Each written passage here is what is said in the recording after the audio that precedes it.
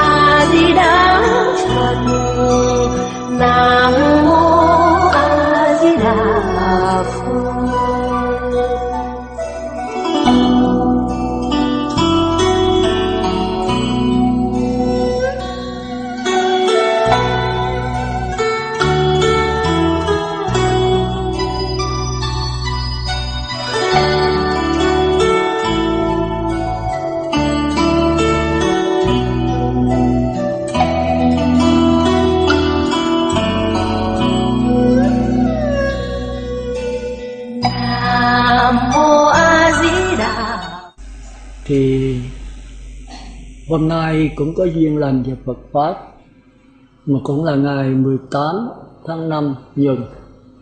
Thì chúng ta đi thẳng vào bài giảng hay không? Có giới thiệu gì nữa? Quý vị đã biết tôi nhiều quá rồi.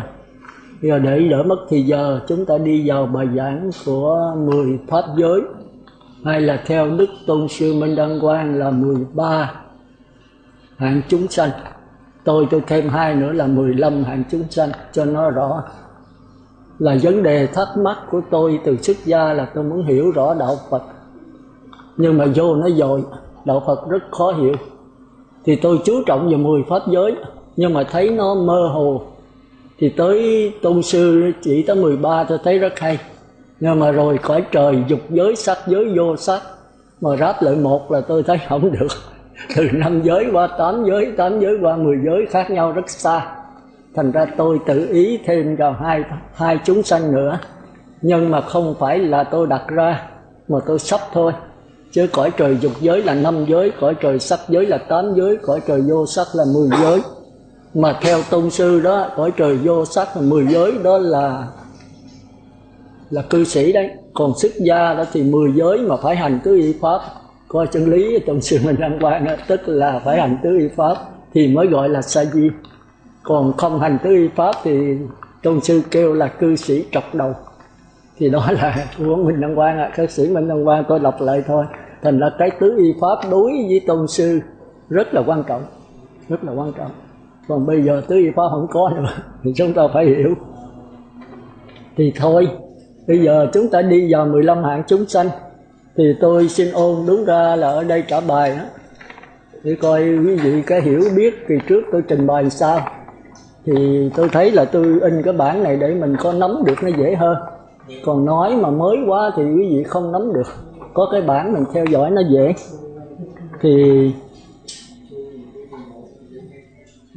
Thì hôm trước tôi đã nói là 4 đường ác, 4 đường thiện, 4 tiểu thánh, 34 là 12.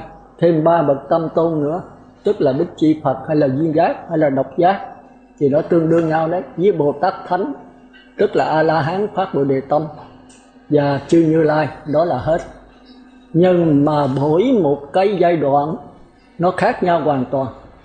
Từ địa ngục, ngạ quỷ, súc sanh, Atula, 4 đường ác, cho tới cõi người là 3 giới, cõi trời dục giới 5 giới, cõi trời sắc giới 8 giới, cõi trời vô sắc là 10 giới. Đều khác nhau hoàn toàn. Nhưng mà từ địa ngục cho tới cõi trời phi phi tưởng cao nhất của cõi trời vô sắc đều là thức biến hiện. Do thức biến hiện cho nên nó giống nhau. Nhưng mà cái tác dụng của địa ngục ngạ quỷ hoàn toàn khác nhau, cho nên nó khác nhau. Trời ơi, quý vị phải để ý cái đó, tôi lặp lại. từ địa ngục, ngạ quỷ, súc sanh, 4 đường ác, 4 đường thiện đều phát hiện từ A Lại Gia thức. Mà đã phát hiện từ A Lại Gia thức, nghĩa là không có A Lại Gia là không có 4 đường ác, không có 4 đường thiện. Tất cả đều nương vào A Lại Gia duyên khởi mới có nghiệp cảm duyên khởi. Thành ra đứng về phiên diện thức biến đó, thì 4 đường thiện, 4 đường ác giống nhau. Nhưng mà địa ngục thì cái vô minh nặng, ngạ quỷ cái tham lam nặng, súc sanh cái sân giận nặng. Thành ra cái tác dụng nó khác nhau. Mà đã khác nhau thì nó phải khác. Thành ra nói khác là sai, mà nói giống là trật. Chúng ta phải hiểu cho đó. Tôi không phải chơi chữ đâu, tôi nói sự thật. Quý vị coi lại trong con người mình thì sẽ biết.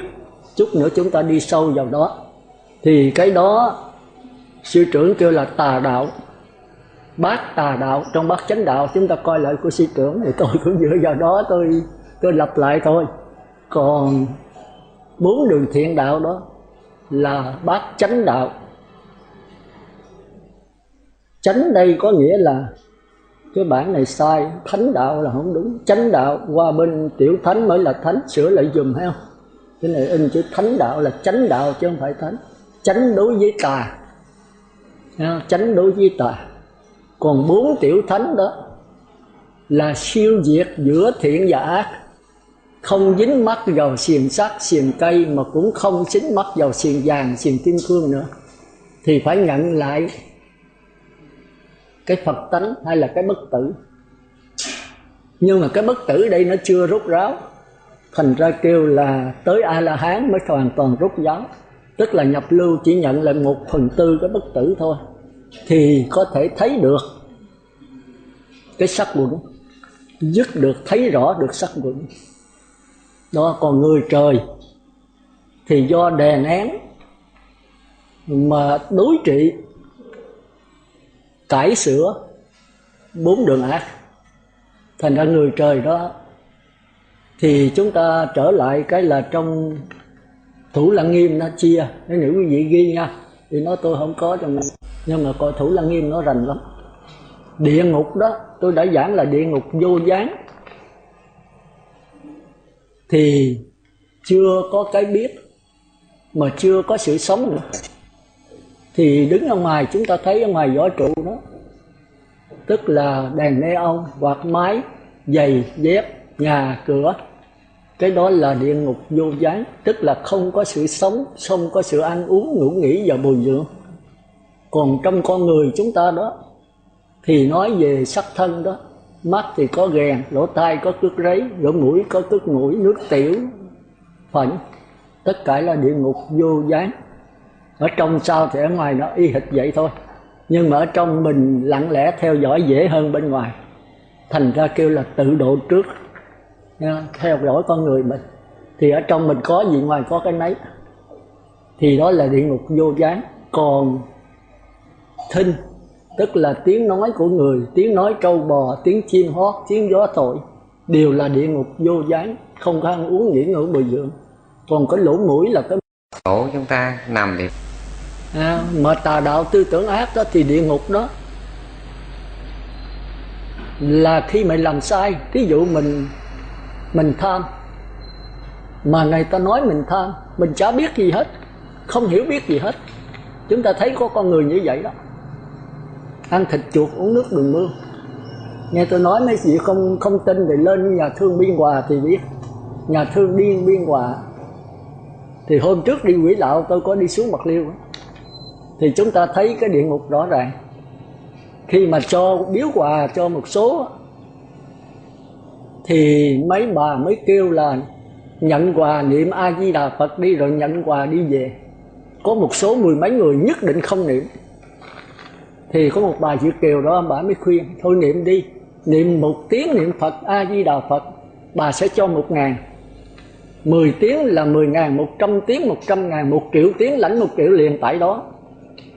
Gặp tôi là tôi làm 2-3 triệu tiếng thôi thì lãnh có 5-10 phút lãnh 2-3 triệu. Mà Việt kiều họ nói thiệt thôi, 2-3 triệu đối họ chừng 200-300 đô chứ đâu có gì. Mà nhất định không niệm và không niệm.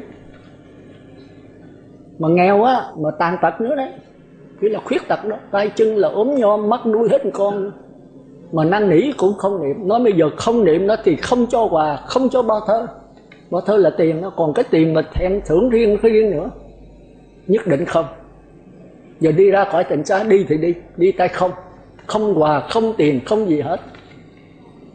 Thì chúng ta thấy rõ đó là địa ngục vô gián, không hiểu biết gì hết. Chúng ta thấy thương vô cùng. Chúng ta không nên ghét, không nên giận. Những người ngoan cố cứng đầu như vậy là tại cái tiền kiếp của họ quá bỏng sẻn, cái nghiệp họ quá nặng, họ không còn thấu nhận được cái gì hết. Mình nói gì nói họ trơ thôi. Thì những người mà bị nhũng não cũng giống hệt vậy đấy. Nữa là chúng ta mới thấy nhũng não nó khác với tai biến nha. Tai biến là đứt những cái dây thần kinh xúc giác, tức là sắc thân đấy, những cái dây thần kinh đó.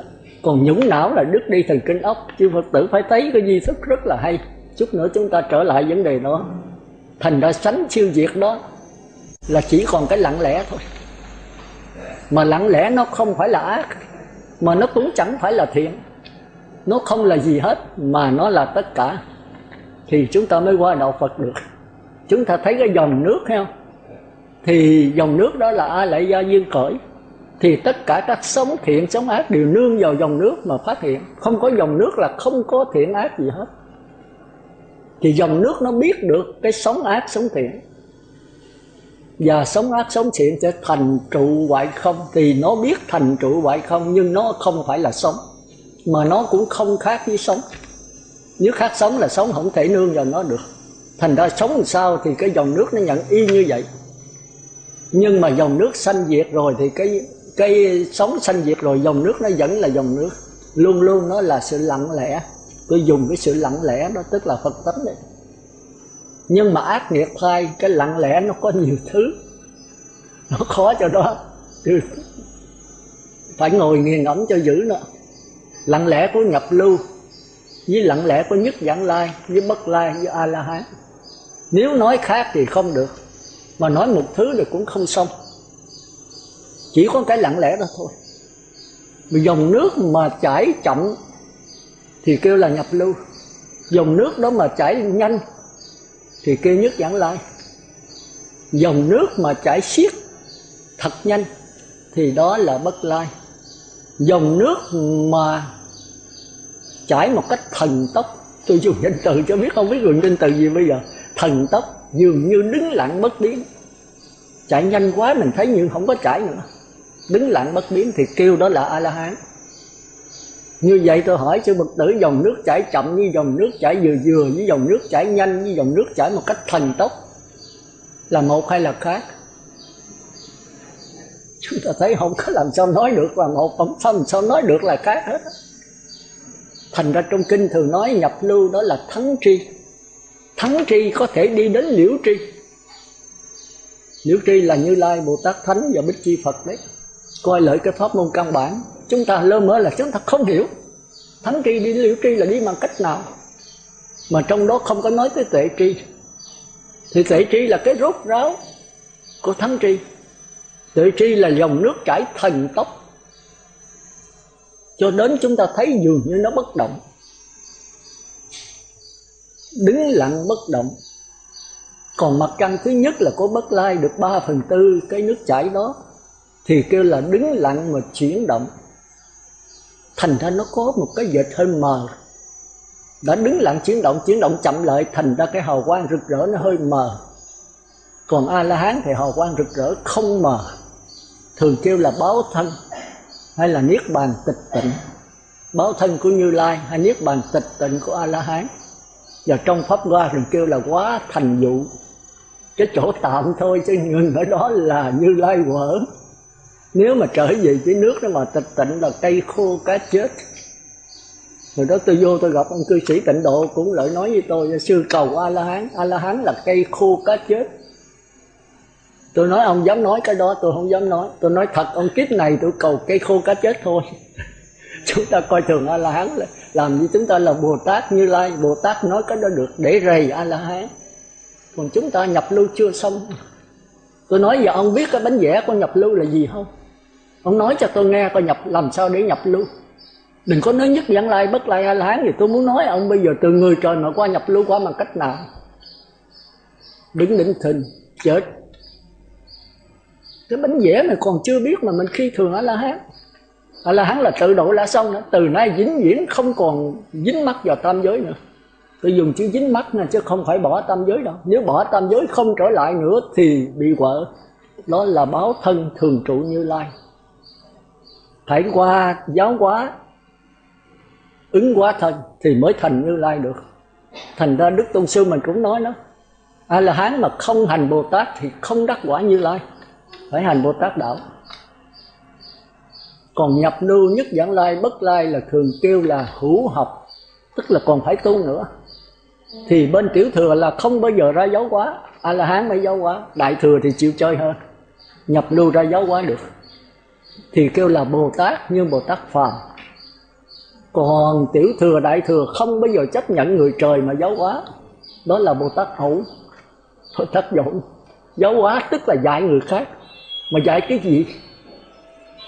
Dạy cái xiềng vàng, xiềng cây, xiềng sắt, dạy cái dòng lẫn quẩn. Mình chết người khác chết luôn, cả hai đều chết hết. Thành ra có nhiều vị nói là bây giờ Bồ Tát ẩu, Bồ Tát dũng rất nhiều. Thành ra thế giới bây giờ loạn càng thêm loạn. Ai cũng muốn mình Bồ Tát, muốn ra dạy đời hết á.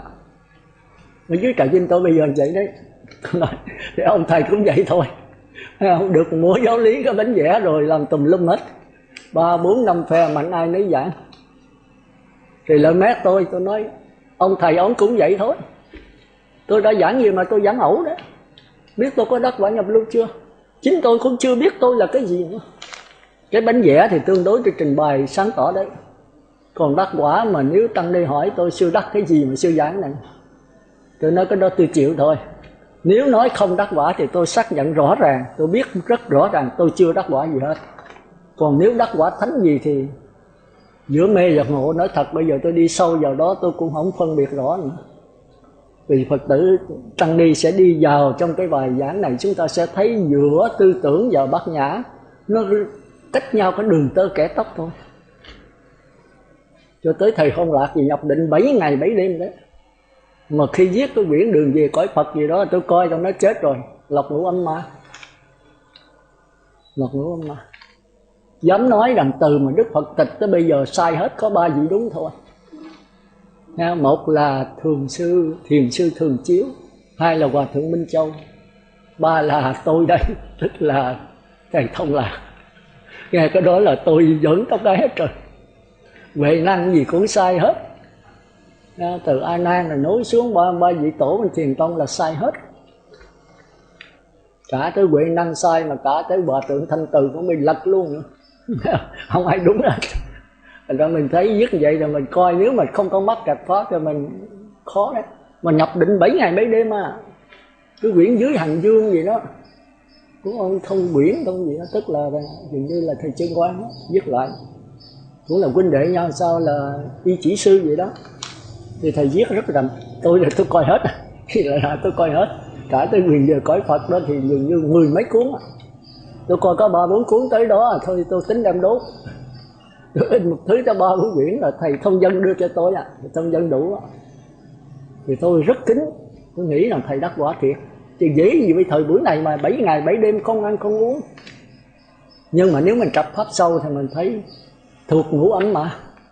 Thôi giờ chúng ta trở lại. Thành ra quý vị phải nhớ cái tà đạo với cái chánh đạo nó hơi giống nhau mà hơi khác nhau. Đó là cái lối tu cải sửa. Trên chúng ta có là lối tu cải sửa. Còn ở dưới tà đạo là mấy sư ngoan cố. Thì tôi phân biệt địa ngục rồi đó. Địa ngục tức là mình có sai. Người ta nói mình chẳng biết gì hết. Nghĩa là chưa có cái phân biệt gì hết. Trơ lì lì thôi. Còn ngạ quỷ đó mà khi mình tham người ta nói mình đó, làm thêm cho mày tức. Chọc ra người ta tức. Đã biết mình sai rồi, nói mày ham tiền này kia, tôi ham hơn nữa. Mày phá giới, tôi phá hơn nữa. Coi sư làm gì tôi. Thì tôi thấy trong cuộc sống các nhà sư vẫn có những người sư vậy đó. Đây là ngạ quỷ, cái tham nặng. đi bóng tối mà ta nói mình đi sâu vào bóng tối hơn nữa. Cái đó là Đức Phật nói có 4 hạng người đó, từ bóng tối đi vào bóng tối đi ra ánh sáng. Thì đây là các cõi trời. Còn súc sanh đó, hãy đụng tới các ngài mà tham nói tới các ngài là các ngài nổi sân liền. Thì cái này chúng ta thấy chúng ta có. Mỗi vị mà coi lại mình héo, rồi biết mà lúc nào mình là địa ngục, lúc nào là ngạ quỷ, lúc nào là súc sanh. Sư giữ tiền, sư tham quá tôi thấy gì không được, nổi sân liền, mặt đỏ gai, muốn làm ăn làm việc cho. Còn tới Atula thì thôi, nói tới là đánh lộn á, thích chiến đấu, thích ganh tị, thích chiến đấu, tức là lơ mơ là tay chân dụng tay dụng chân tới á. Thành ra đây là 4 đường ác, không có cải sửa. Thành ra tôi dùng chữ chung là ngoan cố. Ngoan cố trong bản ngoan ngoãn nha. Chữ ngoan là cứng, chữ ngoan là cứng nhắc, còn cố là cứng vững cứng. Hai cái là cứng nhắc thôi, nhất là nhất định không cải sửa. Còn thiện nghiệp đó thì cõi người. Thành ra tôi đọc lại cái ở trong Thủ Lăng Nghiêm nhé.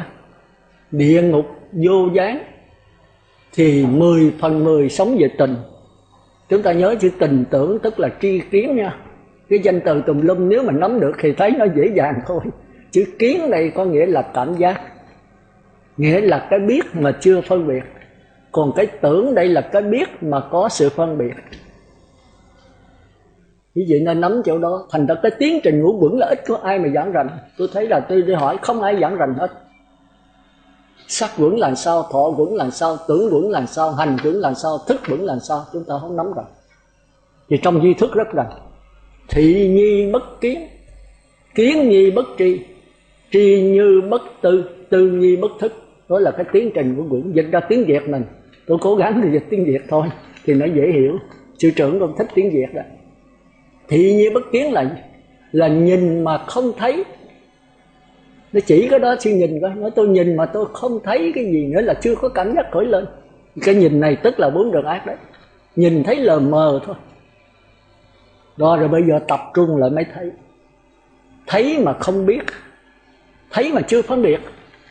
Không biết cái đó là cái gì, tôi thấy rồi có cảm giác rồi đó. Tôi thấy cái đó tự nhiên tôi vui rồi. Nhưng mà tại sao vui? Đầu hàng, phải nhớ lại. Thành ra thị nhi bất kiến là nhìn mà không thấy, rồi thấy mà không biết. Kiến nhi bất tri, thấy mà không biết, tức là chưa phân biệt được cái gì. Bây giờ cái óc nó nhờ cái tư tưởng mới mượn trong cái kho ai lại gia đó, mà do mạt na nghiệp đó mới moi trong đó cung cấp cho tư tưởng mới phân biệt. Thì cái này gọi là cái biết của tư tưởng. Rồi thị nhi bất kiến, kiến như bất tri, tri như bất tư. Tư là đắn đo, lựa chọn để quyết định hành động. Thì tức là tư là nghiệp vậy. Chúng ta thấy là chúng ta phải nhiều danh từ và phải nghiền ngẫm chúng ta mới thấy sự dính liền nhau. Thành ra cái danh từ trong Phật giáo nó điên đầu. Nhưng mà nếu mà nắm cái gốc rồi thì nó rất là hay. Nó trình bày nhiều khía cạnh của một thực tại. Tôi nói lại, nhìn mà không thấy, nhìn là 4 đường ác, thấy là 4 đường thiện. Tức là các cõi trời, người trời và sơ thiền, nhị thiền, tam thiền, thuộc về cái thọ đấy. Chút này chúng ta đi sâu. Rồi biết mà không có đắn đo, suy tư, lựa chọn để quyết định hành động. Thì chữ tư này chính là nghiệp, chính là hành. Nhưng nhất xích thì ma cao nhất trượng. Người cao nhất trượng thì ma quá đầu thượng, văn. Nếu quá tải là văn. Còn bên đạo Phật qua cái bát nhã không có bao giờ văn. Nhập lưu vĩnh viễn là nếu có bị khảo là xuống người trời dục giới. Vĩnh viễn 4 đường ác không xuống nữa. Thành ra chư tăng ni phải làm sao ngay kiếp này phải đắc quả nhập lưu, chứ không thể khác được nữa. Cư sĩ thì có thể từ chối được, còn chúng ta là phải thánh quả thôi. Bởi vì cái giới lực chúng ta làm chúng ta rất là rối rảnh. Còn nếu quý vị mà bận rộn là tại vì quý vị không giữ giới thì thua người cư sĩ nữa. Người cư sĩ mà người ta giữ giới đó, người ta 5 giới, người ta có để đắc 2 quả thánh đầu, nhập lưu nhất vãng lai. Cái này là trong Trung Bộ Kinh và chính sư trưởng cũng tóm lại như vậy. Người giữ 8 giới mà giữ cho đúng cho kỹ có thể đắc quả thánh thứ 3 bất lai. Còn người giữ 10 giới có thể đắc quả thánh A-la-hán. Còn quý vị đây là 10 giới, 250 giới, sư cô 348 giới, mà nhập lưu chưa xong nữa thì chết. Đáng tuổi hổ cho tiếng nhà sư, đó là trong 10 giới. Đáng tuổi hổ cho tiếng nhà sư, cho tiếng tăng ni. Mà bây giờ quý vị tôi thấy cái bánh vẽ về nhập lưu cũng không nắm vững, chứ đừng nói là chứng đắc. Thì hôm nay tôi đem cái bánh vẽ thôi, tôi cho thật là sáng tỏ. Còn cái sự mà thực hành là phải quý vị không ai xen vào đó hết. Nếu muốn qua nhập lưu đó thì tự mình đi, tự mình hành, không ai dạy chân lý cho ai được hết. Cõi người trời thì có thầy, có pháp môn, có từ từ, có lai rai. Còn qua nhập lưu hoàn toàn không pháp môn, không người trời, không lai rai, không kinh nghiệm, không kiến thức, không cảm giác, không cái gì hết, mà là có tất cả.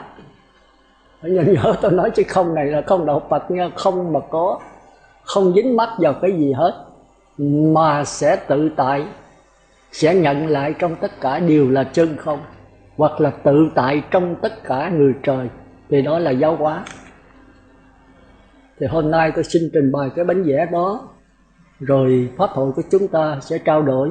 Chỗ nào sư trình bày không sáng tỏ có quyền hỏi lại, hoặc là theo tôi nghĩ là sư trình bày không đúng với cái hiểu biết của tôi, thì tôi xin bàn cho nó sáng tỏ. Nếu quý vị sáng tỏ tôi xin theo.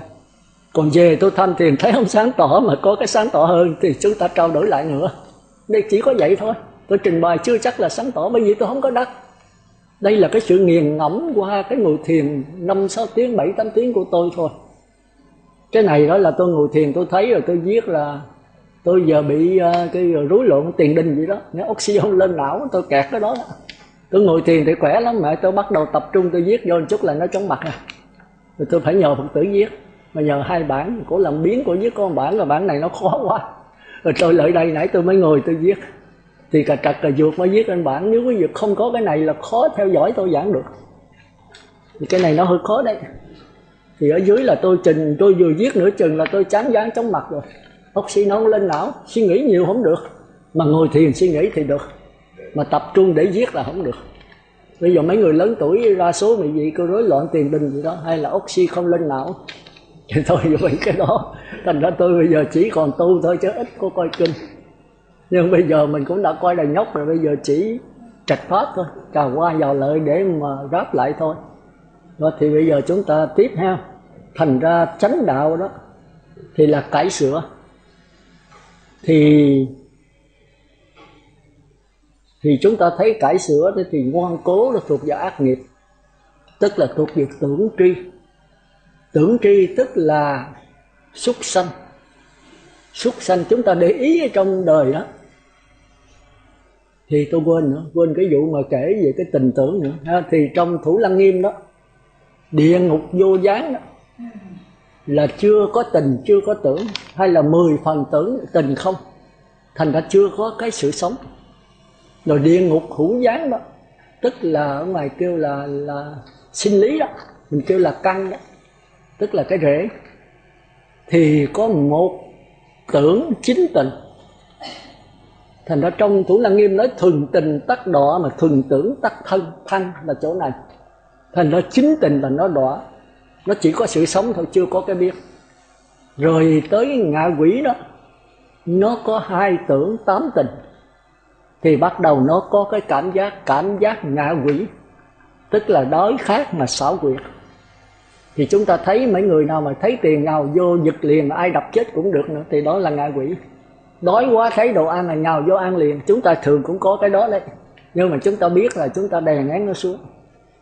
Còn các bậc thánh nhập lưu biết nó vẫn có đấy, chứ không phải không có đâu. Nhập lưu thì vẫn có đấy, biết các ngài nhận nó, lặng lẽ theo dõi nó, thì nó im bặt ngay thôi, chiếu cái ánh sáng vào trong cái bóng tối đó. Bởi vì ngạ quỷ là bóng tối, mà khi bóng tối nó gặp ánh sáng rồi thì sao? Nó sẽ tan biến mất. Tan biến vào đâu? Tan biến vào trong ánh sáng. Đạo Phật nói vậy đó. Không tin thì tắt cái ánh sáng thì bóng tối nó hiện liền. Thành ra đạo Phật là bảo ẩn và hiện. Đấy, cái này hiện thì cái kia phải ẩn, mà cái này ẩn thì cái kia phải hiện, chứ không phải là 2, mà cũng chẳng phải là 1.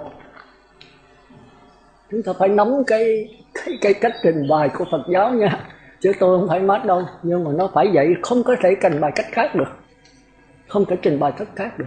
Cũng như không gian này, quý vị nói không gian, nếu mà lấy cái nhà này hết thì có không gian.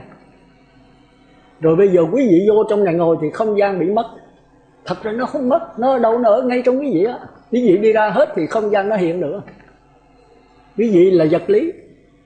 Mà hãy mà đất nước lửa gió vô đây thì cái không gian nó bị ẩn ở trong quý vị á.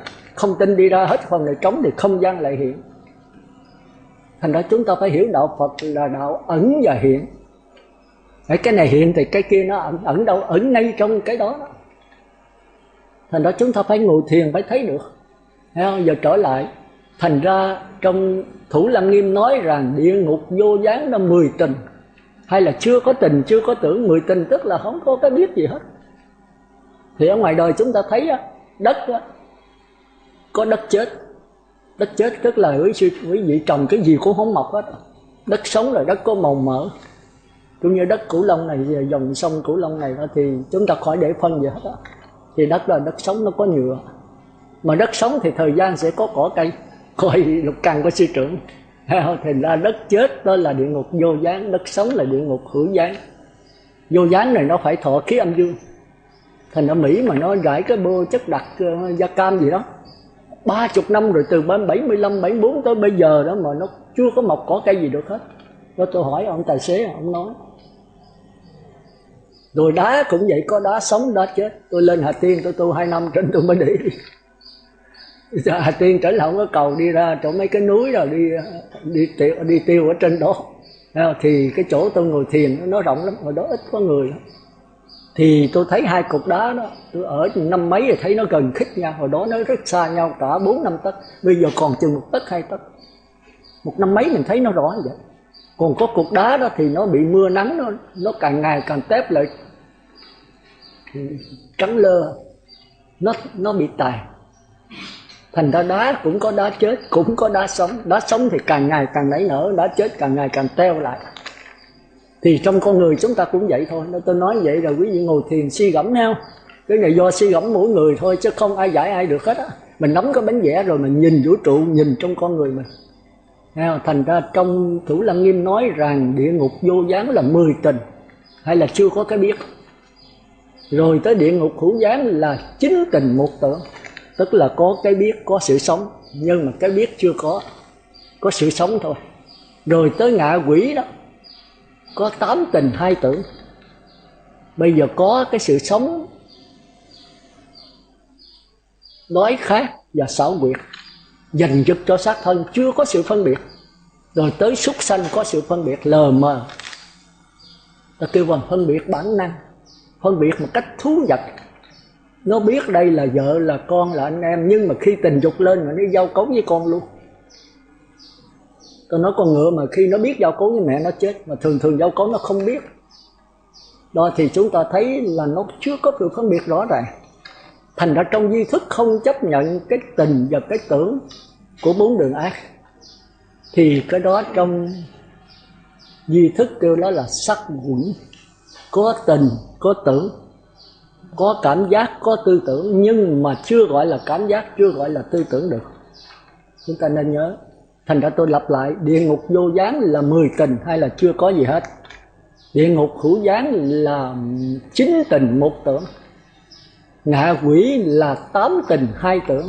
Súc sanh là 7 tình 3 tưởng. Atula ác thần, dùng chữ ác thần, thiện thần cao hơn người nha, ác thần thấp hơn người. Atula ác thần đó là 7 tình 3 tưởng. Còn cõi người là 5, tôi nói lộn, Atula ác thần là 6 tình mà 4 tưởng. Rồi tới cõi người 5 tình 5 tưởng. Đây mới bắt đầu có mặt na đấy. Tức là có sự đắn đo, sự so sánh, tự lựa chọn, quyết định để hành động. Thành ra nghiệp đó là hành động là sai. Nghiệp không phải là hành động. Hành động của thân, hành động của ý kêu là nghiệp, không phải. Khi nào có cái ý nghiệp xen đó thì cái hành động của thân miệng là mới có tội với phước. Còn hành động thân nghiệp, khẩu nghiệp mà không có ý xen vào đó kêu là nhân quả. Hôm trước tôi có giảng rồi, vì suy gẫm lại. Thành ra cái nghiệp mình phải nói là tác ý, tức là mặt na vậy. Nó là tâm chứ nó không phải là thân, không phải là miệng. Nếu thân miệng hành động mà không có mạt na vô đó kêu là nhân quả, có mạt na vô cải sửa kêu là nhân, kêu là nghiệp, chứ không còn là nhân quả nữa. Vậy thì mạt na chính là nghiệp, tác ý chính là nghiệp. Bây giờ rõ rồi hay không? Đó, thì chúng ta nên nhớ đó là tôi nói về cái cải sửa. Thì cái đó thường kêu đó là, ở trong này không có tưởng tri, còn cái cải sửa kêu là thức tri, trong này không có chữ thức tri. Tưởng tri tại sao cũng ngoan cố nữa, sửa chữ ngoan cố lại thành chữ thức tri, sao mà trật nhiều quá nhỉ? Cái này tôi nhờ cái cô gì đó, cô ấy tôi mà không biết sao mà đánh lại vậy, không được, có trình bày tôi coi rồi nhưng mà tôi bị rối loạn tiền đình, tôi coi nó chóng mặt rồi thôi mấy. Nó sửa chữ ngoan cố bên cải sửa thiện nghiệp đó thành chữ thức tri, ngoan cố bên ác nghiệp gọi là tưởng tri, còn cải sửa bên thiện nghiệp là thức tri. Đây là trong Trung Bộ Kinh đấy.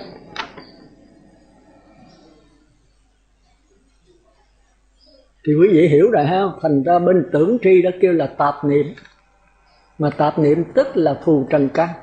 Tưởng tri là cho cái sắc thân này, mà sắc thân là sắc thân bên ngoài, mắt, tai, mũi, lưỡi, thân, ốc. Ốc chứ không phải dây thần kinh ốc khác nha. Dây thần kinh ốc nó thuộc về khác nữa, nó thuộc về tỉnh sắc căn đấy, nhớ ha. Còn bên nhất niệm tức là cõi trời đó thì không có xài phù trần căn nữa, mà người ta xài tỉnh sắc căn. Đây là người trời, nhất là sơ thiền, nhị thiền và tam thiền, sống về cảm giác. Tức là người năm giới dứt gì? Dứt tất cả cái gì? Điền sắc, thinh, hương, vị, xúc pháp, do đè nén mà dứt bỏ. Thì các ngài lại ghiền cái cảm giác. Khi tôi niệm Phật đếm từ 1 tới 10, niệm Phật khỏi đếm, khỏi cần niệm Phật nữa. Thì niệm Phật đếm từ 1 tới 10, niệm Phật khỏi đếm là ly dục sanh hỷ lạc. Thì thường trong kinh kêu là xúc thực. Chúng ta có 4 thứ thực, nó liên can tùm lum mà. Cái 4 đường ác kêu là đoàn thực hay là đoạn thực, ăn cắn xé rồi bao tử nó làm việc rồi đi tiêu ra phẫn.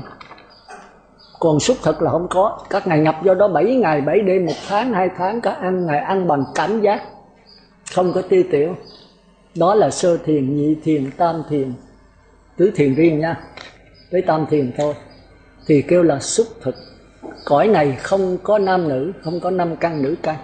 Còn cõi người và trời dục giới vẫn còn nam nữ, nhưng mà rất cao thượng.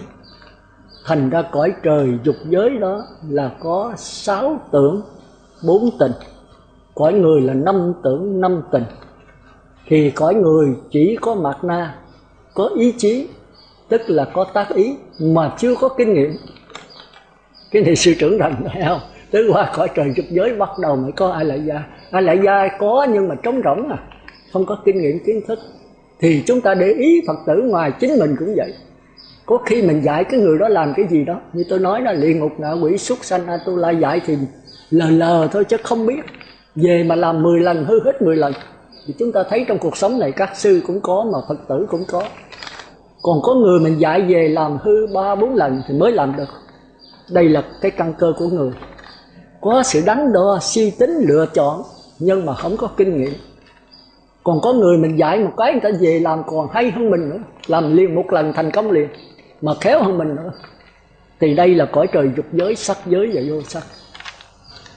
Thành ra mình học cái này rồi mình biết trình độ của mình, biết trình độ của người đối diện, nhưng mà biết không rành nha, biết theo cái nghi thức thôi. Chừng nào mình lặng lẽ thế nhập vào toàn thể con người đó thì cái biết này mới là toàn diện. Còn cái biết là do mình thông minh, mình đoán được một phần. Thì tôi là cái biết đó, tôi muốn cái gì trả bài là tôi lắng nghe, thì tôi nhắm được cái trả lời, tôi biết trình độ tạm tạm thôi, chứ không biết toàn diện đâu. Chừng nào tôi đắc A-la-hán là tôi khỏi cần cái gì trả lời. Tôi đi thẳng vào cái A Lại Gia, những chủng tử kinh nghiệm kiến thức vào đó, tôi biết trình độ cỡ nào. Thì cái biết này kêu là cái biết toàn diện. Bất Lai chưa làm được, chỉ có A-la-hán trở lên thôi. Thì tôi nhớ là tôi giảng gì cho thành cái nấy không? Thì chúng ta phải hiểu. Thành ra sinh tửa sự ngoan cố bên cải sửa thiện nghiệp, thành ra chữ thức tri. Thức tri. Còn tạp niệm là phù trần căn. Quý vị biết phù trần căn rồi ha? Tức là cái căn bên ngoài của mình. Ở đây là 4 đường ác, do tranh giành mà được. Tôi ghiền cà phê, ghiền rượu, ghiền trà, ghiền thuốc lá, tôi ghiền những cái tiếng hay, tiếng ca giọng cổ, tiếng ca tân nhạc, cái này toàn là 4 đường ác hết. Tôi thích ngửi mùi thơm, thích đồ chiên xào, thích ăn đồ ngon, không phải ngõ trời đâu. Tôi nói thích là tức là ghiền đấy, còn ăn mà không ghiền thì khác. Còn ăn mà cải sữa thì khác, còn ăn mà lặng lẽ nhìn nó không dính mắt thì đó lại khác. Đó là bậc thánh đạo Phật đấy. Thành ra mình phải nhìn nhận trong con người mình có 4 đường ác, có cõi trời là cải sữa và có nhập lưu. Nếu mình học giáo pháp, mình tập, mình lặng lẽ trở lại. Nhưng xin thưa rằng 4 đường ác không thể qua đạo Phật. Tôi xin thưa trước, mặc dầu họ vẫn có Phật tánh, họ phải cải sửa ít nhất là nhị thiền. Hít vô thở ra đếm từ 1 tới 10, không có qua đạo Phật được đâu. Hít vô biết, thở ra biết, hít vô dài biết, thở ra dài biết, hít vô ngắn, thở ra ngắn, chưa qua đạo Phật được đâu. Chừng nào cái hơi thở nhập tâm, tức là ngồi xuống hơi thở từ trong linh hồn tràn ra, mình biết tống nó vô, nó tràn ra, kêu mà định sanh hỷ lạc, cái nhị thiền. Đây có thiện tri thức mình qua bát nhã dễ dàng. Còn qua tam thiền qua còn dễ hơn, tứ thiền còn dễ hơn nữa. Tứ thiền là cao nhất, thành ra Đức Phật thường chấp nhận cái tứ thiền là hiện tại lạc trú. Nhưng mà nhớ nó không phải là đạo Phật nha, nó là tứ thiền của sắc giới.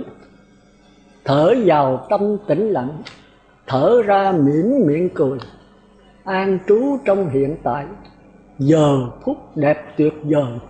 Mình nghe thấy hay quá, nhưng mà cõi trời tứ thiền sắc giới không phải đạo Phật đâu. Nhưng mà nhận nó so sánh giữa cái bất lai, đây là bất lai cũng nằm trong cảnh giới này đấy.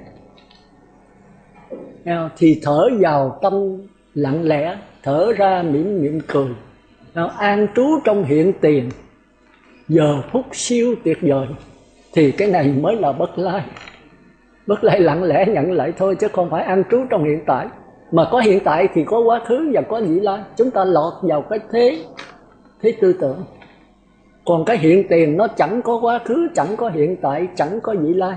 Quá khứ, hiện tại, vị lai đều nằm trong cái hiện tiền, sát na vĩnh cửu.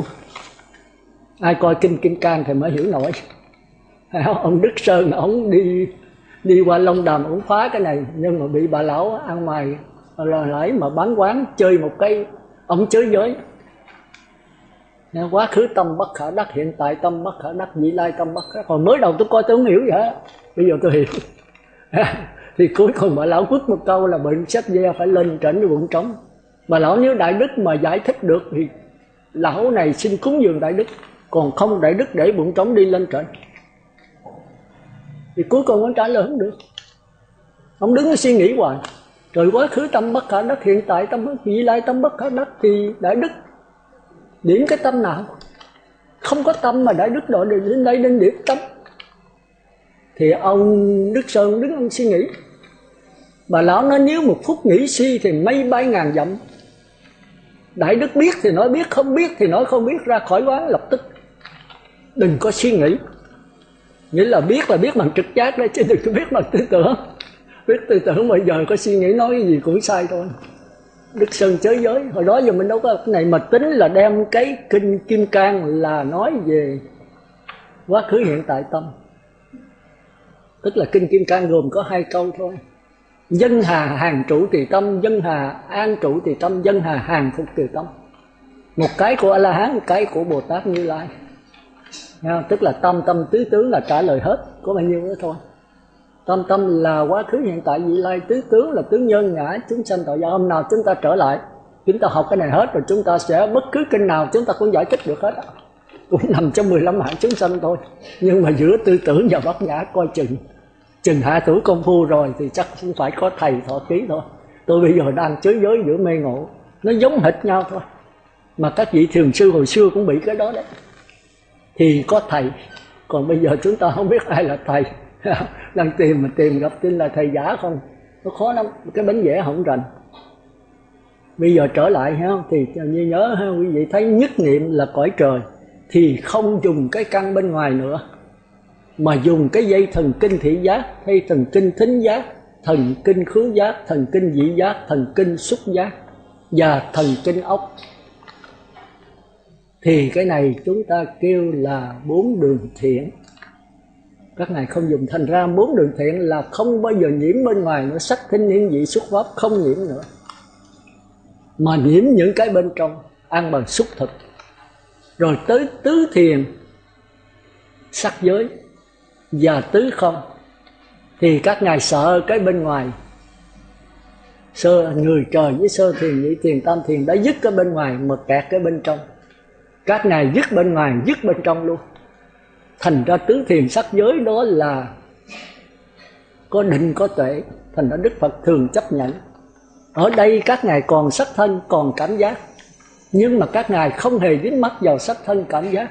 Nhưng mà không dính mắc do đè nén nha. Còn Bất Lai do dính mắc do thấy rõ. Đè nén thì nó phản phục, mà thấy rõ thì hồn nhiên tự nhiên không dính mắc thôi. Thành ra cái đạo Phật nó độc đáo là chỗ đó, chỉ lặng lẽ mà biết. Còn cái kia do đè nén mà biết. Giống như trong kinh, Trung Bộ Kinh có nói, giống như lực sĩ mà đè tên cướp vậy. Đó là phương pháp bên ngoại đạo đấy. Mà Đức Phật vẫn độ như thường. Ông Xá Lợi Phất ở Một Kiền Liên là gì? Bà La Môn. Tôi ở Phật tu theo pháp đối trị không. Mà tới Xá Lợi Phất đó ngài hay. Khi qua tới tứ thiền mà Đức Phật giảng, ngài đi về tùy pháp hành, tức là đi về tứ niệm xứ. Ngài không lọt là ngã tẻ. Còn Mục Kiền Liên đi về tùy tính hành. Trong Trung Bộ Kinh có mà quý vị coi không biết tùy tính hành, tùy pháp hành là cái gì đâu. Tùy tính hành đó thì có thể lọt vào ngã tẻ, mà không lọt thì có lục thông. Còn nếu không đi vào tùy tính hành, tùy pháp hành là quán thân bất tịnh, thọ trì khổ, tâm vô thường, rồi qua cái quán thân trên thân thì không có thần thông. Chỉ có một cái lậu tận thôi mà có thể giải thích.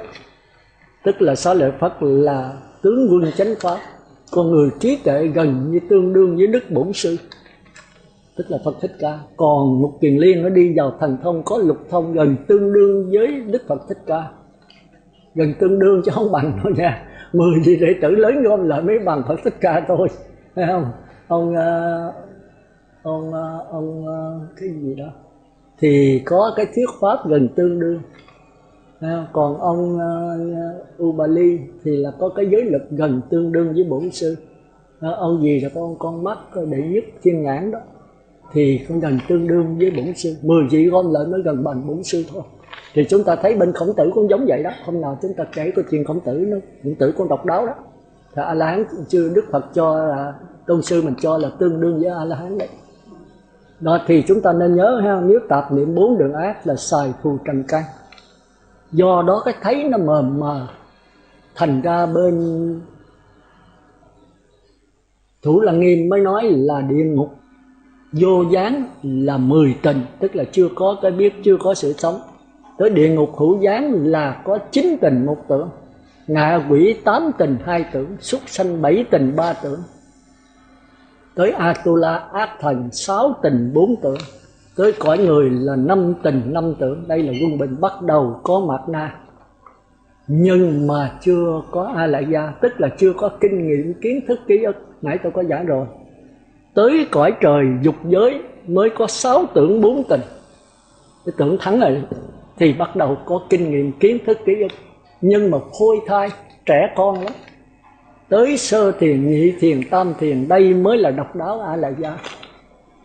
Có A Lại Gia rất là kinh nghiệm, kiến thức, ký ức rất rõ ràng. Tới tứ thiền sắc giới và tứ không, kinh nghiệm rất là dài dẳng, rất là dài dẳng. Thành ra các ngài không xài sắc thân nữa, không xài cảm giác nữa. Tứ thiền còn sắc thân, còn cảm giác, nhưng mà do đè nén mạnh cho nên không dính mắc vào nó. Nhưng mà các ngài thấy nếu còn sắc thân mình không dính mắc thì cũng còn tệ. Còn sắc thân, còn cảm giác đó mình tránh xe thôi. Thành ra trong kinh kêu đó là bất động vô vi, bất động địa. Cõi này gió bát phong không đụng tới, tam tai không đụng tới. Nhưng mà coi chừng hãy quá tải thì cũng đụng như thường. Chúng ta phải nhớ. Còn Bất Lai thì vĩnh viễn là không có đụng tới được. Nó mở Bất Lai cũng ngon đấy. Nhưng Bất Lai còn kẹt vào tứ thiền và tứ không, chiếu kiến không nổi, vì nó quá mờ. Tứ thiền tứ không nó quá mờ. Thì chúng ta phải hiểu. Thành ra tứ thiền và tứ không đó thì không gọi kêu là đoạn thực hay đoạn thực. Mà trời người sơ thiền, nhị thiền, tam thiền kêu là xúc thực. Còn tứ thiền thứ không thì không xúc nữa, mà kêu là tư niệm thực. Tư là gì? Tư là mặt na, niệm là thức thứ sáu. Thức thứ sáu mà sở dĩ có là do mặt na. Mặt na cung cấp chất liệu cho nó bắt đầu mới tạo ra tam giới. Mà chất liệu ở đâu? Ở trong A Lại Gia, ở trong thức tri. Chúng ta phải hiểu cái gì thức rất hay. Thành ra tất cả những cái gì tư tưởng mà suy nghĩ, mà tư tưởng trong đó nói là nhớ và quên. Thành ra ở đây là tư niệm thực. Tới nhập lưu nhất vãng lai bất lai thì chúng ta kêu là thức thực. Thức thực là không ăn bằng suy nghĩ tưởng tượng nữa, mà ăn bằng đứng lặng chuyển biến. Tức là mặt trăng thứ nhất, thứ nhì, thứ ba. Tới A-la-hán mới mặt trăng thứ tư là thức thực hoàn toàn. Hiểu kịp không? Thành ra bốn cái thực đồ đó tôi cũng chẳng hiểu. Đây là cái giải thích của riêng tôi nha, tôi chịu trách nhiệm à, bởi vì nó nhất trí á. Chứ tôi chưa thấy ai giảng giống vậy. Nhưng mà mặc kệ, tôi giảng là tôi chịu trách nhiệm. Sự thật bây giờ chưa Pháp hội chúng ta lấy cái đó làm cái chất liệu để mà tham thiền thêm cho nó sáng tỏ thôi. Tôi giảng cái gì bất cứ sáng tỏ là tôi chấp nhận. Mà sáng tỏ là phải giới định tuệ, 4 đường ác, 4 đường thiện, 4 tiểu thánh, 3 bậc tâm tôi. Tôi nắm vững cái đó, mà cái tạp niệm, một cái nhất niệm là 4 đường thiện, một cái vô niệm là 4 tiểu thánh, một cái niệm vô niệm mà dẫn niệm dài dài của 3 bậc tâm tôi. Thì chúng ta thấy vậy đó. Thành ra cái đoàn thực đó là 4 đường ác. Cái xúc thực đó là người trời và sơ thiền, nhị thiền, tam thiền. Cái tư niệm thực đó là tứ thiền và tứ không. Cái thức thực là nhập lưu nhất vãng lai bất lai, tới A-la-hán mới hoàn toàn được. Cái thức thực là đứng lặng, nhập vào đứng lặng, tức là mặt trăng thứ nhất, thứ nhì và thứ ba. Ở đây không có nhận thức và đối tượng nhận thức. Còn từ người 4 đường ác, 4 đường thiện là có nhận thức và có đối tượng tương ưng với nhau. Chúng ta hiểu chứ tương ưng, ưng là chịu, tương là cùng ăn chịu với nhau. Tôi đã giảng rồi, nếu người thấy nước là nước, đó là tương ưng. Còn các nhà khoa học, nước là thay ô, ngạ quỷ nước là máu, trời nước là cẩm thạch lưu ly. Thì nhận thức như vậy như thế nào thì đối tượng nhận thức phải hiện y như vậy. Hết giờ, còn có 20 phút nữa thôi để Pháp hội chúng ta trao đổi. Tôi nói giảng nó khó lắm, mà không biết ở đây có hiểu được không, tôi giảng không biết khó hiểu không. Tôi lo cái là tôi giảng nó mới lạ quá, cái cách trình bày không biết, tôi cũng chưa kinh nghiệm về vấn đề trình bày nha. Nhờ ở dưới tôi có giảng buổi Chủ nhật, hồi nãy giảng tới giảng lui thì tôi cũng có cái kinh nghiệm thôi. Với trước là tôi có học trường sư phạm, tôi đã sư phạm rồi, thành ra cách trình bày tôi nó tương đối. Nhưng mà quý vị ở đây tiếp thu làm sao thì chúng ta phải trao đổi nha. Thì đó là tôi nói về 4 đường ác. Giờ chúng ta đi tiếp một cái nữa. Thì chúng ta phải biết là phù trần căn, tịnh sắc căn là có căn hết. Phù trần căn là căn bên ngoài, tịnh sắc căn là các dây thần kinh bên trong. Thì phù trần căn là 4 đường ác, tịnh sắc căn là 4 đường thiện. Rồi tới thắng nghĩa căn là khó đấy. Thành nó qua nhập lưu rất là khó. Thắng nghĩa căn là không có căn, tức là có nhận thức mà không có đối tượng nhận thức. Mà không có đối tượng nó lại thấy được nhận thức và đối tượng của 4 đường ác và 4 đường thiện. Thành ra nói nó không có đối tượng là không đúng, mà nói nó có đối tượng là sai. Tôi giảng nhiều như chữ không? Tất cả đều nhớ, bởi vì nó lặng lẽ. Thành ra nó đứng lặng nhập vào đứng lặng, tức là chuyển biến cái hào quang đó. Nó chuyển biến nhanh, rồi nó chuyển biến chậm, rồi nó chuyển biến nhanh. Nó chuyển biến chậm giống như con thoi mà mấy người ta giờ cưỡi vậy.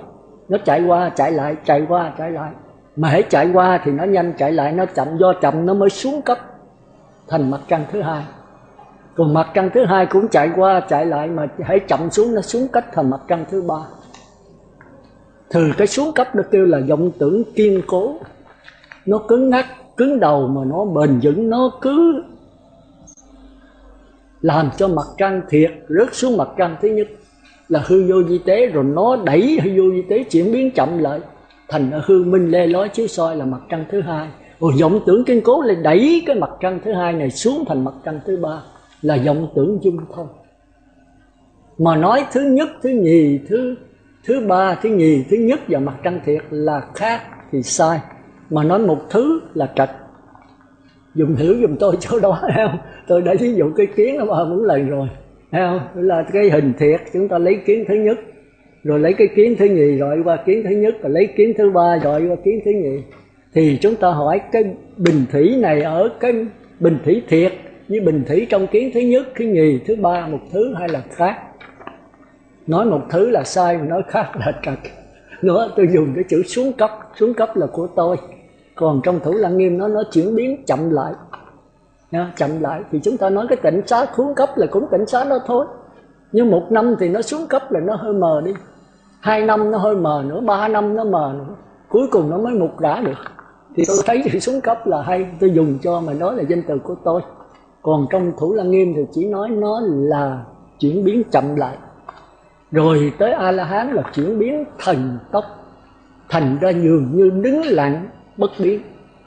Do đứng lặng bất biến thành ra nói là cái hào quang rực rỡ, nguyên miên, sáng rỡ, không mờ. Rồi do cái vọng tưởng kiên cố làm cho nó chuyển biến chậm lại, nó mới thành mặt trăng thứ nhất hơi mờ.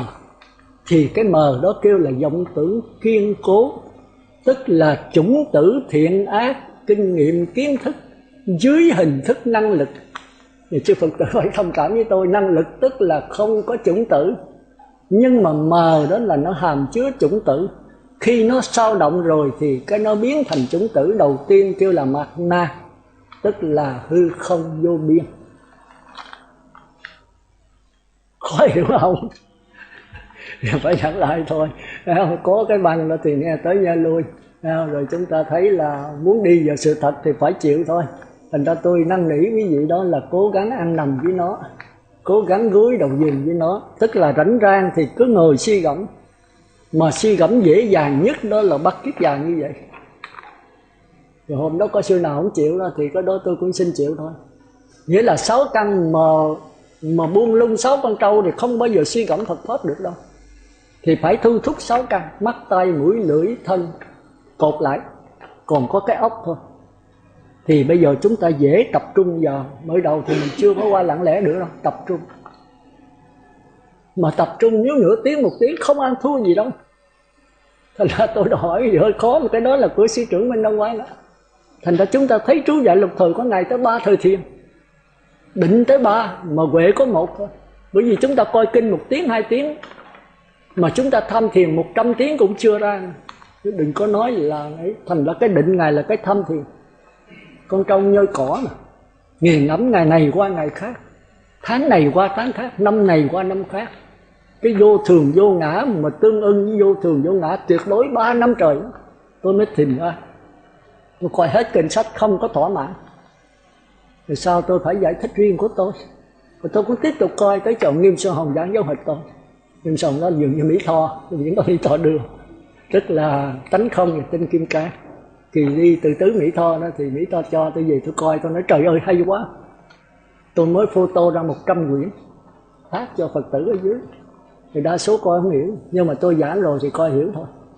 Thành ra đòi hỏi phải có cái giảng. Thành ra di thức đó quý vị mà coi không hiểu đâu. Tôi coi 10 năm á, bị nó chữ Hán, 10 năm không phải là coi liên tục. Mình chán quá thì nghỉ thời gian 5-7 bữa coi lại nữa. Rồi nó gục nữa coi lại nữa. Con người mình phải bền, tức là phải lì trên vấn đề giải thoát. Té rồi phải ngồi dậy. Thành ra trong cái 15 câu gì của ai mà nói là của lời kinh Phật dạy đó, đáng khâm phục nhất là người ngã té rồi dám dương mình đứng dậy. Câu đó, té rồi thì không có nằm luôn, đừng có nằm giả. Té rồi phủi phủi cái mông rồi đứng dậy đi nữa, rồi té rồi đứng dậy đi nữa. Thì phải đến thôi. Thành ra đối với Phật tử mà người nào đến với tôi mà nói bạch sư con bận rộn quá sư, để mà con giải quyết gia đình, coi cho con cái nó có gia thất hết rồi con vô nghe Pháp và con sẽ thực hành. Tôi nói đi về đi, rồi vô là thiêu tu luôn. Cái vô thường mình làm sao hẹn được. Sống ngày nay biết ngày nay, còn 3 thu trước ai hay làm gì. Việc chi làm được hôm nay thì xin lần nữa ngày mai để lại. Tôi ngồi đây mà tôi xuống cấp, tôi ngồi đây tôi chết, có không? Tôi vẫn xảy ra như thường. Thành ra cái gì làm được là làm được. Còn bây giờ không thì con sắp xếp gia đình để con có thì giờ một ngày con bận lắm, con cũng để dành 15 phút hoặc nửa tiếng con học giáo pháp, con ngồi thiền. Được, tôi cứ bắt ghế xuống đó tôi nói chuyện với con. Những con người như vậy là con người có ý chí. Còn đổ thừa hoàn cảnh, ai không hoàn cảnh, ai không bị tại gì bởi. Nên nó tăng ni phải nắm chỗ đó. Quý vị mỗi người có cái bị tại gì bởi riêng, mà ai bị tại gì bởi là người đó không thể tiến hóa được. Người không chí như thuyền không lái, người vậy là không thể bàn cãi về Phật pháp được. Phật pháp té phải ngồi dậy. Tôi nói người ta có phước báo, người ta chạy ở đạo. Mà Ngài nhắc lại cái tinh tấn nó 9 lần. Có một cái là tứ chánh cần, Ngài làm luôn 4 cái là tinh tấn không. Tinh tấn thấy những cái tư tưởng ác, tìm cách tận diệt nó.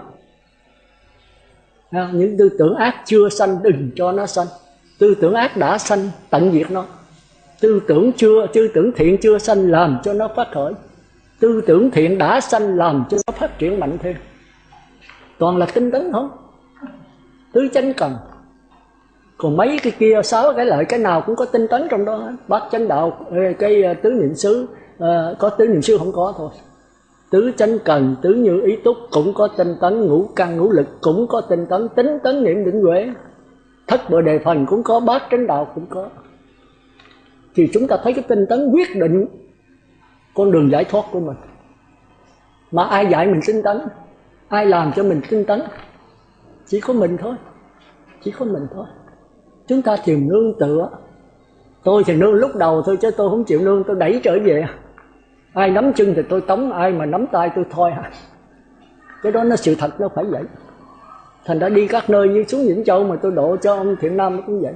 Độ xong cái cô đấy lợi lại liền. Sư là sư phụ của sư phụ con. Tôi nói cô nói gì sao? Ông chết đây là sư phụ của con. Mà sư là sư phụ của ông. Vậy sư là sư phụ của con. Tôi nói cô sao nói làm rồi. Cô biết ai là sư phụ của cô không? Nói đây là người chết này là sư phụ của con đã lại ổng làm sư phụ chỉ dạy cho con. Mà sư chỉ dạy, sư truyền giới cho ổng, sư là sư phụ của sư phụ con. Tôi nói cô lầm rồi. Giờ ai sư phụ cô biết không? Sư, nếu không phải ông này thì là sư. Tôi nói cũng không phải nữa. Thì cô nói vậy là Bổn Sư Thích Ca. Tôi nói cũng không phải nữa. Cô nói vậy là ai sư? Tôi nói cô trả lời đi. Vậy là A Di Đà. Tôi nói cũng chẳng phải nữa. Tôi nói con bí à. Con không biết sư phụ là ai. Sư hỏi vậy là con hết biết là ai. Tôi nói sư phụ đây nè. Chính cô là sư phụ của cô. Ai mà làm cho cô thành Phật, người đó là sư phụ. Bổn Sư Thích Ca làm cho cô thành Phật được không? A Di Đà làm cho cô thành Phật được không? Đừng có nói tôi đâu có bằng cái lai của Đức Phật. Nhưng mà chính cô phải làm cho cô thành Phật. Địa ngục cũng cô, ngạ quỷ cũng cô, súc sanh cũng cô, cõi trời cũng chính cô, mà niết bàn cũng chính cô. Ngoài ra không có người thứ hai nào xen vào đó. Cái đạo Phật tôi thích là chỗ đó, rất là sáng tỏ. Như vậy thì quý tăng ni cố gắng nhau. Tất cả cũng do mình thôi. Mình phải cố gắng ăn nằm với nó. Bởi vì cái cuộc đời này cái gì hơn cái sự sống chết đâu. Dù quý vị làm cái gì quý vị cũng phải chết thôi. Nhưng mà chết rồi cải sửa nghiệp, đầu thai theo ý muốn. Cái đó mình tưởng là ngon. Đó là đạo trời thôi. Đầu thai theo ý muốn, đầu thai vào cánh giới nào, đầu thai vào đó. Mà tôi thấy chưa chắc nữa ạ. Nếu mà không nắm vững nào không khéo nữa. Còn đạo Phật là chấm dứt đầu thai luôn. Rồi đi tới tự tại đầu thai. Muốn đầu thai cảnh giới nào, cái lòng bi mẫn là thể hiện nhiều thân. Một thân, nhiều thân cho tới vô lượng thân, vô lượng cõi. Thì mới là Như Lai. Thì bây giờ làm sao mà chúng ta chấm dứt đầu thai mà nhập lưu? Tức là phải thấy rõ cái sắc quẩn. Lặng lẽ nhìn nó. Đi, đứng, ngồi, nằm, ăn, mặc, nói, làm. Khi nhìn sắc trần, nhìn thinh trần, hương trần, vị trần, lặng lẽ theo dõi, đừng cải sửa, đừng phê phán gì hết. Còn nếu không được thì cứ cải sửa.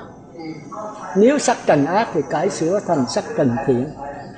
Những cái hương vị mà mình thích, mình thấy ác thì phải cải sửa ra cái thiện. Thì chính Đức Phật cũng nói trong cái bài mà chúng ta đọc hàng ngày, không biết quý vị chắc bỏ rồi.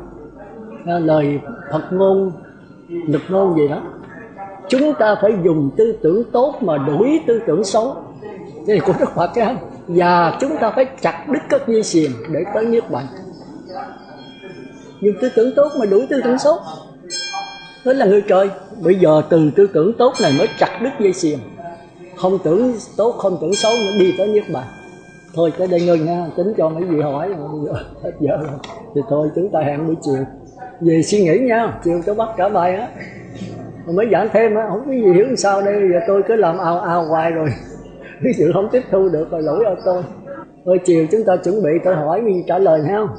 Còn nếu quý vị hỏi thì tôi trả lời. Còn quý vị hiểu hết thì tôi hỏi, thì quý vị trả lời ha. Bây giờ mình nghỉ. Phải không? Phải tới giờ không? Chưa mà, mới 10 giờ 23, còn tới 7 phút phải không? Thì sao tôi nghe nhìn có chuông reo vậy? Tới chưa? Hả? 10 rưỡi mới 23 phút à. Cái đồng hồ này sai. Rồi tới nó cũng chạy 7.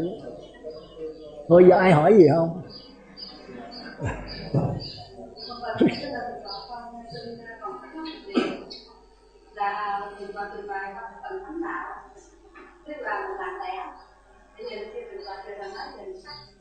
Nói lớn một chút cô. Tức là cái sự khôn có tánh đạo, tức là làm lẽ nhìn, tức là nhìn cái làm lẽ những cái chuyện, những cái ác, tức là nhìn bằng cách làm lẽ, chứ là mình không có cải sửa.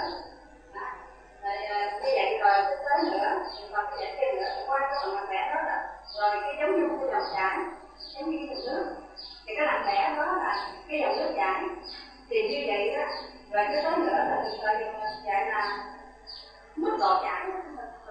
Tức là mọi lên tới đó, mà cái làm lẽ nha, cái làm lẽ này có phải là nó nằm ở cái phần của chịu không?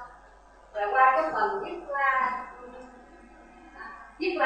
và có la thì nó cái tốc độ lên, cái tốc độ của dòng chảy và đến cái phần của A La Hán thì cái mức độ, cái tốc độ chảy nó nhanh hơn. Con chưa có nhận ra cái phần này, tức là con chưa có nhận được cái khái niệm của phần này. Con xin tự gọi cho con cái khái niệm của cái tốc độ chảy này. Tức là cái phần là lặng lẽ, rồi tức là cái phần sau cái phần lẽ là dạng của pháp đạo. Tức là ở cái phần của địa đạo thì thầy cô cải sửa, qua cái phần của thánh đạo là lặng lẽ nhìn, cái đó không nhận được, tức là lặng lẽ nhìn không nhận được, tức là lặng lẽ nhìn không có không chấp chuyện, không chấp ác, tức là nói sự kiện như thế nào thì mình thấy nó như thế đó, thì cái đó không nhận được. Nhưng mà tới nữa cái phút sau nó không nhận chưa được, có khái niệm từ có phải ngay cái đó là ở cái phần của tu đầu quần hay không, cái tu hay không, rồi bước lên nữa Niết Lai, Bất Lai và vô phần A La Hán, cái phần phía sau đó con chưa nhận được. Chỉ nếu con nhận được cái phần phía sau đó, không nhận được cái phần mặt trăng, hoàn toàn cái phần mặt trăng con chưa nắm được gì hết. Di Đà Phật ạ. Thì cô gấp quá, chắc là phải cao đầu thêm lần nữa. Mình phải nghe cho kỹ, biết cái 4 đường ác nó khác nhau làm sao, 4 đường thiện nó khác nhau làm sao, còn tứ thánh nó khác nhau làm sao. Khi hiểu biết rồi thì mới lặng lẽ được. Đây tôi chưa giảng gì, tôi mới giảng 4 đường ác à. 4 đường thiện tôi chưa giảng đâu. Nhưng tôi giảng được cái khái niệm, còn cái chi tiết giữa người trời diệt 5 triền cái là sao, rồi giữa sơ thiền là tập trung là nhập vào 5 triền cái, sức 5 triền cái như thế nào, rồi giữa nhị thiền, tam thiền, ly dục sanh hỷ lạc với định sanh hỷ lạc nó khác nhau làm sao, rồi giữa ly hỷ diệu lạc khác nhau làm sao, rồi xả niệm thanh tịnh nó khác nhau làm sao. Khi hiểu được vậy mới lặng lẽ được. Cái trời ơi, bây giờ lặng lẽ cái gì bây giờ? Nhập lưu chỉ lặng lẽ được sắc quẩn thôi, tức là địa ngục, ngạ quỷ, súc sanh, Atula. Mà địa ngục khác với ngạ quỷ như thế nào, ngạ quỷ khác súc sanh khác Atula như thế nào, phải nhận cho rõ. Còn người trời đó thì thấy địa ngục ác cứ đè nó xuống thôi, không rõ cái gì hết. Còn nhập lưu là phải rành chi vậy? Rành để lặng lẽ nhìn cái diễn biến của nó. Bây giờ mình chưa biết nó ra sao, làm sao lặng lẽ.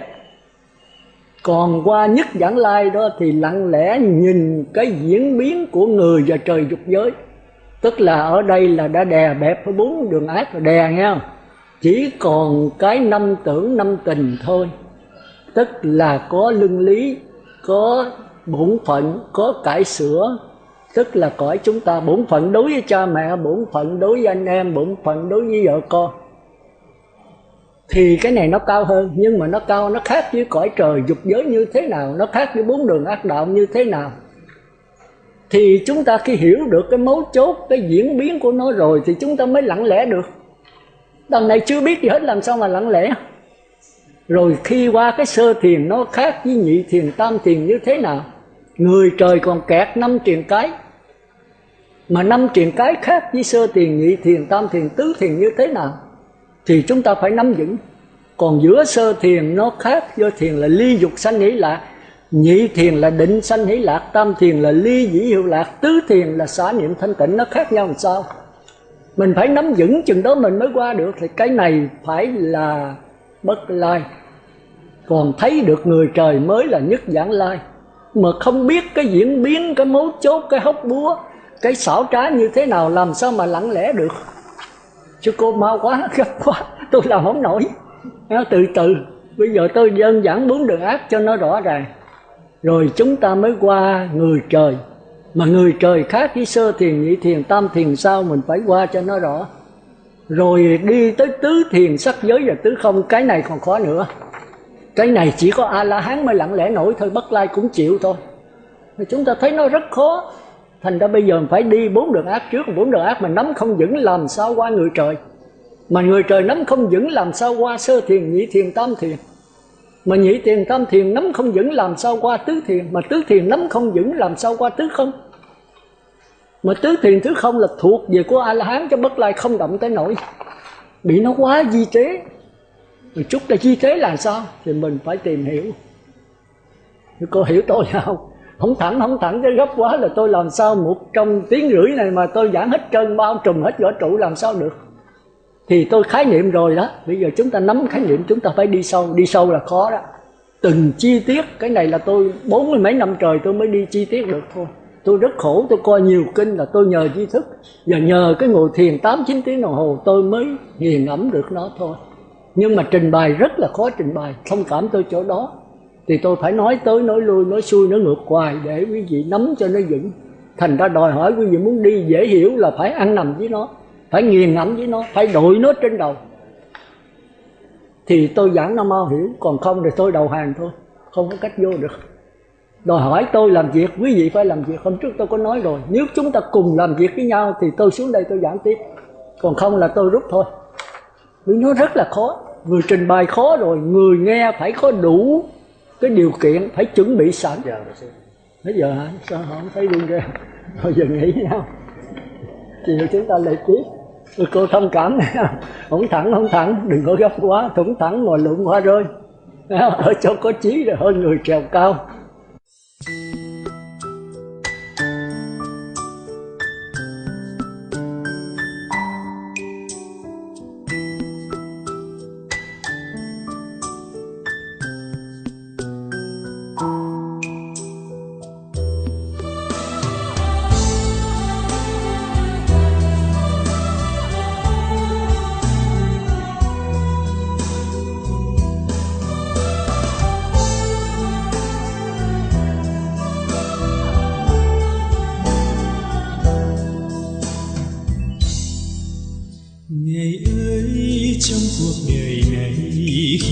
vấp ngã, thầy đến bên con, đến bàn tay con dậy, dìu dắt con đi trong tình thương Phật pháp. Dù thầy không nói ra, nhưng con vẫn hiểu tình thầy bao la.